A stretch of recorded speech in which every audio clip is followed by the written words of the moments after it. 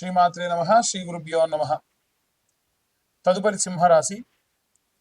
మార్చి ఆఖరి వారం నుండి ప్రారంభమై గ్రహ సంచారాలను బట్టి సింహరాశి వారికి సంబంధించి రాహువు శుక్రుడు గ్రహ సంచారాలు కాస్త అధికరణ సిద్ధిని అనుకూల పరిస్థితులను ఇస్తుంది, కానీ ఆర్థిక పరమైనటువంటి నష్టము లేదు, లాభము లేదు. కానీ మీరు పంపించినటువంటి మనుషుల వలన ఆ యొక్క ప్రదేశంలో ఏమైనా మాట రావడం, మీరు ఎవరినైతే నమ్మి పనిలో పెట్టుకున్నారో వారి నుంచి కాస్త అపనమ్మకము రావడము, ఎవరి గురించి అయితే మీరు ఆలోచిస్తూ ఉన్నారో ఆ మనిషి మిమ్మల్ని నెగ్లెక్ట్ చేయడము, ఇలాంటి సందర్భాలు బాగా జరిగే అవకాశం ఉంది. ముఖ్యంగా విద్యార్థి దశలో ఉన్నటువంటి వారు ఎన్నడూ లేనటువంటి తీవ్రమైన దుర్వ్యసనాలకు పాల్పడే అవకాశం ఉంటుంది. గృహిణులు అలాగే ఉద్యోగస్తులకు సంబంధించిన విషయానికి వస్తే వీరు తీసుకునే నిర్ణయం సరైందే అయినప్పటికీ ఒకటికి 10 సార్లు ఆలోచించి ఆ యొక్క పనిని విరమించుకోవడం, తర్వాత ఇంకొకరు ఆ పని చేయగానే అయ్యో చాలా అద్భుతంగా ఉండేది, మనం అనవసరంగా చేయకుండా ఆగాము అని బాధపడడం జరుగుతుంది. ముఖ్యంగా మీడియాకు సంబంధించి, రాజకీయాలకు సంబంధించి మీడియాలో కానీ రాజకీయాల్లో కానీ ఏదైనా ఒకసారి పని అనుకున్నారంటే గన్ షాట్ చేసేయాలంతే. అలా కాకుండా ఎలాంటివి చేసినా చాలా తీవ్రమైనటువంటి ఇబ్బంది పడే అవకాశం ఉంది. ఇక ప్రత్యేకంగా చూసుకున్నట్టయితే ఈ యొక్క గ్రహ సంచారాలు ఇవన్నీ పక్కకు పెడితే సింహరాశి వారికి సంబంధించి జాతక రీత్యా గనక గురువు శుక్రుడు సూర్యుడు ఉచ్చ స్థితిలో ఉంటే అద్భుతాలు చేసే అవకాశం ఉంది. కాబట్టి వీలైనంత వరకు కూడా ఎవరైనా సరే జాతకాన్ని ఫాలో అవుతున్నారు, మీ డేట్ ఆఫ్ బర్త్ టైంలు తెలవనటువంటి వాళ్ళు ఇప్పుడు నేను చెప్పబోయేటువంటి రెమెడీస్ పాటించండి, అంతవరకు ఓకే. అలా కాకుండా మాకు డేట్ ఆఫ్ బర్త్ టైం తెలుసండి అనుకున్న వాళ్ళు మీ జాతకం తెలుసుకొని పూర్తిగా విశ్లేషణతో మీ జాతకం గురించి తెలుసుకోండి. గ్రహ సంచారాలను బట్టి రకరకాలైనటువంటి మార్పులు జరగవచ్చు. కాబట్టి 2025 సంవత్సరంలో కేవలం 2025 రూపాయలు మాత్రమే ఛార్జ్ చేయడం జరుగుతుంది. పూర్తిగా విశ్లేషణతో కూడినటువంటి జాతకం మీకు అందించడం జరుగుతుంది. ఇక అన్ని వర్గాల వారు ఇలాంటి రెమెడీస్ తీసుకోవాలి, ఇలాంటి మంత్రపఠనం చేయాలనే విషయాన్ని ఇప్పుడు మనం తెలుసుకుందాం. రాహుగ్రహ మరియు శుక్రగ్రహ సంచారం వలన ఎలాంటి పరిస్థితులు ఉంటాయి, ఎలాంటి జాగ్రత్తలు తీసుకోవాలి, ఎలాంటి మంత్రపఠనం చేయాలి, అది కూడా ఏ ఏ వర్గాల వారు ఎలాంటి మంత్రం చదివితే ఎలాంటి రెమెడీస్ పాటిస్తే మంచిది అనేటువంటి విషయాన్ని ఇప్పుడు మనం తెలుసుకుందాం. ప్రప్రథమంగా విద్యార్థి దశలో ఉన్నటువంటి వారికి సంబంధించిన విషయానికి వస్తే ప్రత్యేకమైనటువంటి శ్రద్ధ, ప్రత్యేకమైనటువంటి భక్తి అవసరం.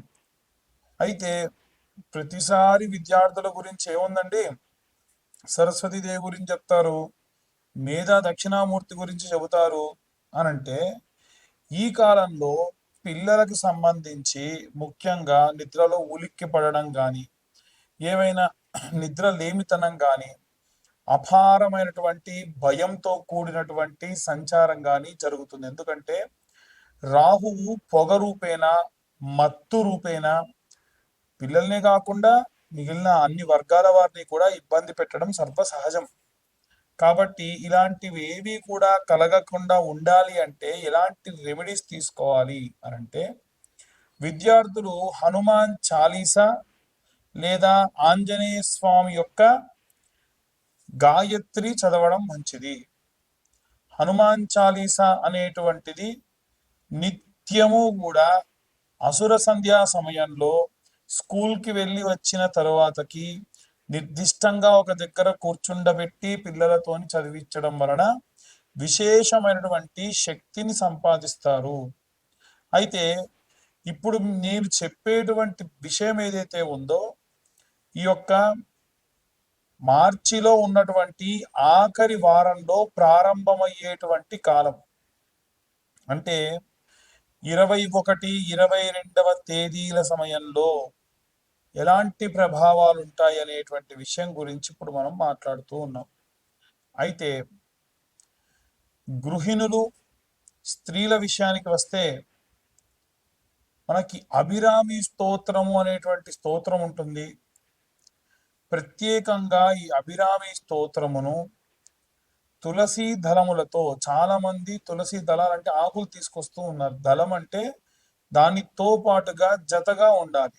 అలాంటి తులసి దళాలను తీసుకొని వచ్చి 108 తులసి దళాలతోని అమ్మవారికి ప్రత్యేకంగా స్తోత్రం చదువుతూ ఆరాధన చేయడం వలన, తర్వాత కాస్త నీడలో ఎండపెట్టినటువంటి ఆ యొక్క తులసిని పొడి చేసి నిత్యము ఆచమనం చేసే సమయంలో ఇంటి యజమాని చేత చేయించడం వలన విశేషమైనటువంటి శక్తి, భయాందోళన నుంచి దూరమయ్యే అవకాశం ఉంటుంది. ఉద్యోగస్తులకు సంబంధించిన విషయానికి వస్తే, ఉద్యోగస్తులు ప్రత్యేకంగా గురుచరిత్ర పారాయణం కానీ, సుందరాకాండ పారాయణం చేయించుకోవడం మంచిది. హనుమాన్ లాంగూల స్తోత్రము అని ఉంటుంది. హనుమాన్ లాంగూల స్తోత్రము. హనుమన్నంజనీ సూతో మహాబల పరాక్రమ అని ప్రారంభమవుతుంది. ఆ యొక్క మంత్రాన్ని ఈ యొక్క ఉద్యోగస్తులు అలాగే వ్యాపారస్తులు నిత్యం అసుర సంధ్యా సమయంలో వినడం ప్రత్యేకమైన శక్తినిస్తుంది. ప్రత్యేక శత్రు వినాశనం కూడా జరుగుతుంది. అలాగే ఎవరైతే సినిమా రంగంలో ఉన్నటువంటి వారు ఉన్నారో వారు కనకదార స్తోత్రముతో పాటుగా రుద్రం నమకం చమకం అని మీరు కొడితే యూట్యూబ్లో కానీ స్పాటిఫైలో కానీ వస్తుంది. నిత్యం ఒకసారి అది వినడం విశేషంగా మంచిది. ఎవరైతే భూమికి సంబంధించి ఇబ్బంది పడుతున్న రైతులు కానీ, భూమి అమ్మాలి కొనాలి అనుకునేటువంటి వారు కానీ ఎవరైతే ఉంటారో వారు ప్రత్యేకంగా ఈ యొక్క నీలా స్తోత్రము అని ఉంటుంది, లేదా నీలా సూక్తము అని ఉంటుంది. భూసూక్తము, నీలా సూక్తము చదవడం కానీ వినడం కానీ చేయడం వలన నిత్యం భూమికి సంబంధించి అనుకూల పరిస్థితులు లభిస్తాయి. ఇక ఎవరైతే ఈ యొక్క రాజకీయ రంగంలో ఉన్నటువంటి వారు ఉన్నారో వారు ప్రత్యేకంగా దుర్గాదేవి యొక్క కవచముతో ఆరాధన చేయడం మంచిది. రైతులు, చేతి వృత్తులు, కుల వృత్తులు చేసేటువంటి వారు దక్షిణామూర్తి స్తోత్రము, కాలభైరవాష్టకము చదవడం మంచిది. అలాగే ఎవరైతే ఈ యొక్క పిల్లలు లేకుండా వృద్ధాప్యంలో ఉన్నారో వారు వీలైనంత వరకు కూడా ఈ యొక్క ప్రసన్న మహాకాళి దేవాలయానికి వెళ్ళి అమ్మవారి యొక్క ఆరాధన అభిషేకంలో పాల్గొనడం మంచిది. ఇక ముఖ్యంగా చూసుకుంటే వివాహం కానటువంటి అమ్మాయిలకైతేనేమో ఏప్రిల్లో 7, 14, 21, 28వ తారీఖులలో అమ్మాయిల కోసం వరపాశుపతం, పెళ్లి కాని అబ్బాయిల కోసం కన్యాపాశుపతం నిర్వహించబడుతుంది. ఈ పాశుపతానికి 20-25 వేల దాకా ఖర్చు అవుతుంది. కానీ ఎటువంటి సామూహికంగా లేకుండా ఎవరికి వారికే చాలా మంది ఇబ్బంది పడుతున్నారని అడుగుతున్నారు. కాబట్టి ఈ యొక్క పాశుపత హోమం అంటే కన్యా పాశుపతం, వరపాశుపతం కేవలం 15,000 రూపాయలకి సామాగ్రంతా మేమే అరేంజ్ చేసి చెప్పడం జరుగుతుంది, చేయించడం జరుగుతుంది. ఇక జాతకం గురించి చాలా మంది అడుగుతూ ఉన్నారు. 2025వ సంవత్సరంలో పూర్తి జాతక విశ్లేషణకి 2,025 రూపాయలు మాత్రమే ఛార్జ్ చేయడం జరుగుతుంది. ఎవరికైనా ఇంట్రెస్ట్ ఉంటే కింద ఉన్న నెంబర్ కాల్ చేసి మీ పేరు, మీ గోత్రం, మీ ఇంటి పేరు, మీ పేరు నమోదు చేయించుకోవచ్చు. సర్వే జనా సుఖినో భవంతు. స్వస్తి.